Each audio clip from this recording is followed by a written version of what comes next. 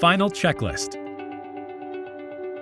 Attach the larger toe kick to the refrigerator using only the top center hole.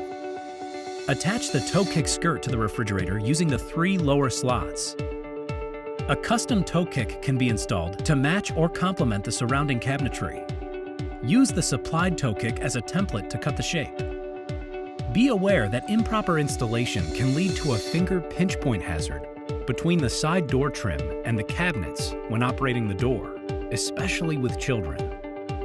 To minimize this risk, you must follow the installation instructions for cabinet dimensions, trim assembly, and door stop angle. Next, determine door swing interaction with adjacent cabinets or countertops. For a 90-degree door swing, allow 4 9/16 inches minimum clearance to a wall. If the 90-degree doorstop position is used, pan access is maintained, but pan removal is restricted. Again, if you have further questions about installation instructions, warnings, and requirements, please see the written product installation guide. Specific steps for flush installations are detailed in the previous chapters.